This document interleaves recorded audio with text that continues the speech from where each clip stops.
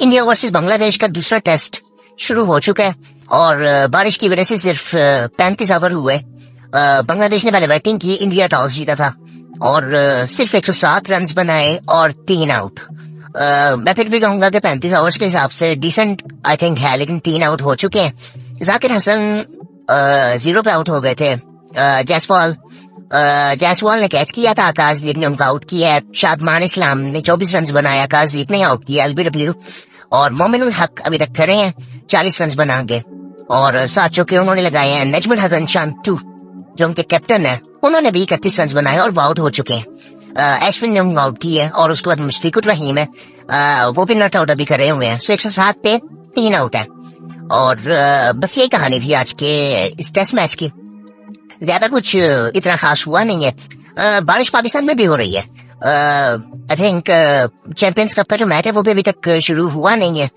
Wait outfield की वजह से ये मैच भी देर से शुरू हुआ था और बाद में भी आई थिंक बारिश हुई है, जिसकी वजह से सिर्फ 35 ओवर हुए हैं। और अगर बॉलिंग लाइनअप की बात करें तो जसप्रीत बुमराह ने 9 ओवर्स किए, 19 रन दिए, 4 मेडन करवाए। 2.11 की इकोनॉमी उनकी। मोहम्मद सिराज 7 ओवर्स 27 रन और अश्विन ने 9 ओवर्स करवाए, 22 रन, 1 विकेट। आकाशदीप ने 2 आउट किए, 34 रन दिए 10 ओवर में। और अगर टीम की बात करें, इंडिया की टीम सेम ही खेली थी आज और बांग्लादेश में चेंजेस थे। बांग्लादेश में आई थिंक आज खेले थे ताजुल इस्लाम नहीद राना की जगह पे, बाकी इंडिया टीम सेम ही थी। और पता नहीं अभी ये अच्छी चॉइस है कि नहीं, क्योंकि नहीद राना के पास जो पेस है वो आई थिंक उससे फर्क तो पड़ता है, लेकिन आई थिंक स्पिन बॉलिंग की भी जरूरत थी। उसकी वजह यह थी कि हमने रिसेंट टाइम्स में देखा कि एशियन टीम्स जो है बांग्लादेश और श्रीलंका को अगर निकाल दें, ये 2 टीमें ऐसी थी कि जो कि बेहतर स्पिन को खेल रही थी। पाकिस्तान और इंडिया में रिसेंट टाइम्स में देखा गया कि स्पिन बॉलिंग में इनको मसले मसाइल आ रहे थे। पाकिस्तान में भी है, इंडिया में भी नजर आते थे कि स्पिन बॉलिंग में इश्यूज होते थे। तो इसलिए हम कह सकते हैं कि एक शायद बेहतर चेंज हो सकता है, लेकिन आई थिंक मुझे नहीं लगता कि इतना कोई मसला होगा इंडिया को और इतना कोई होगा कि इंडिया मैच हार जाएगा। I don't think so. अभी बांग्लादेश बैटिंग अभी तो डिसेंट लग रही है, लेकिन आई थिंक अब कल जब बारिश अगर नहीं हुई तो फिर पता चलेगा कि बांग्लादेश कहाँ तक अपना रोड लेके जाती है। सो एक इंटरेस्टिंग चीज बड़ी ज्यादा हो रही है कि वो श्रीलंका वाला मैच जो है वो बड़ा इंटरेस्टिंग हुआ। इन्होंने पहला मैच भी न्यूजीलैंड को हराया था और अब दूसरा मैच भी जो है इन्होंने 602 रन बनाए, 602, और 5 आउट हुए थे, इनके डिक्लेयर किया इन्होंने। और न्यूजीलैंड के भी 2 आउट हो चुके हैं 22 पे। सो आई थिंक वो भी काफी इंटरेस्टिंग चीज चल रही है और ये चीज देख के थोड़ा अच्छा भी लगता है कि एशियन टीम्स ने पिछले कुछ टाइम में देखा जा रहा था कि यार उस तरह से परफॉर्मेंसेस नहीं है, टीम्स काफी नीचे जा चुकी हैं। बांग्लादेश को आप देख लो, श्रीलंका इतनी बेहतर टीम होती थी अगर आप पिछले कुछ 6-7 साल पहले जब संगाकारा वगैरह खेलते थे, दिलशान, जयवर्धने, सो टीम काफी स्ट्रांग थी।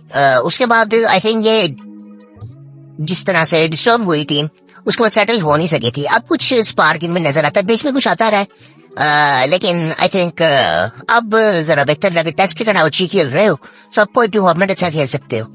सो आई थिंक ये देख के अच्छा लगता है कि क्रिकेट एटलीस्ट वो 2 मुल्कों में नहीं है, बाकी जगहों पे भी आई थिंक श्रीलंका उनमें से एक कंट्री है कि जहाँ पे कहा जाता था कि यहाँ पे टैलेंट कभी खत्म हो नहीं सकता।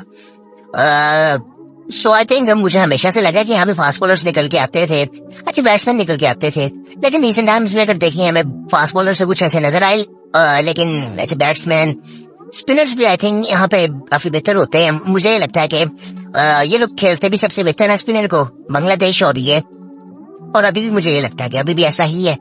और बाकी आई थिंक ये देख के अच्छा लगता है कि श्रीलंका बेहतर कर रहा है, और क्योंकि इनकी लेगेसी बहुत आई थिंक रिच है। संगाकारा को आप देखें, जयवर्धने को देखें, जयसूर्या को आप देखें, दिलशान को देखें, सो मलिंगा को देखें आप, सो इनकी लेगेसी बहुत लंबी और बहुत बेहतर है। इनके बारे में कहा जाता था कि इन्होंने दुनिया को 300 रन करने सिखाए हैं वनडे में। सो आई थिंक ये देख के अच्छा लगता है।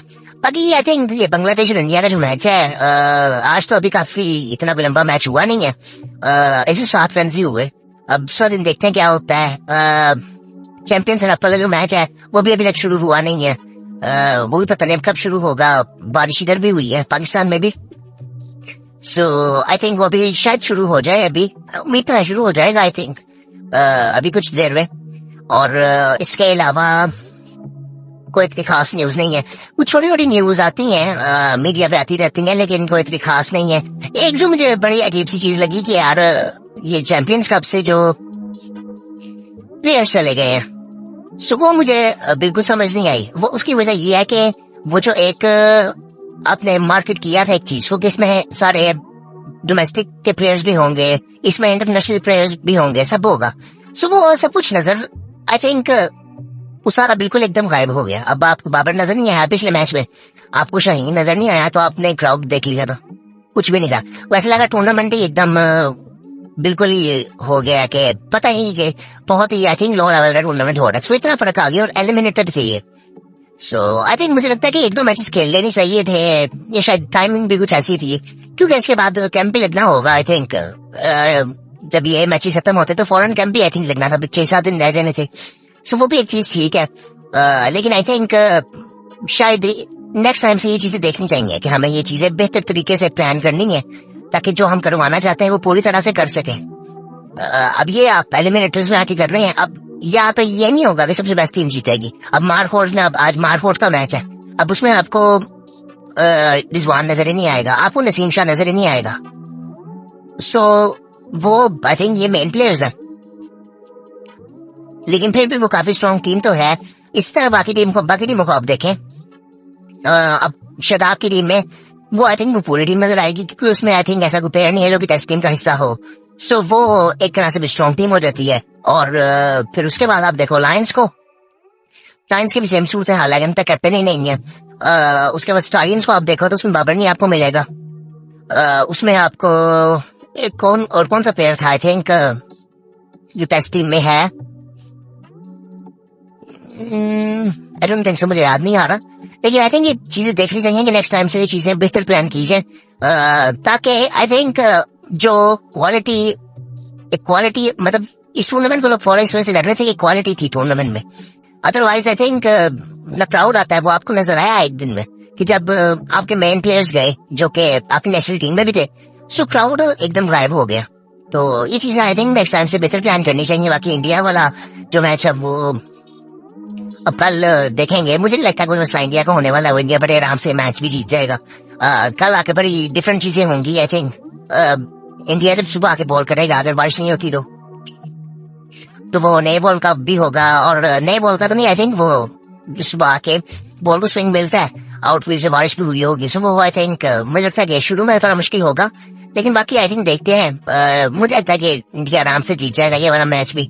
और बड़ा मुश्किल है कि इंडिया में हराना इस वक्त, फिर इस तरह की क्रिकेट वो खेल रहे हैं, क्योंकि आपको मेंटली तौर पर आई थिंक बहुत ऊपर पहुंचना पड़ता है।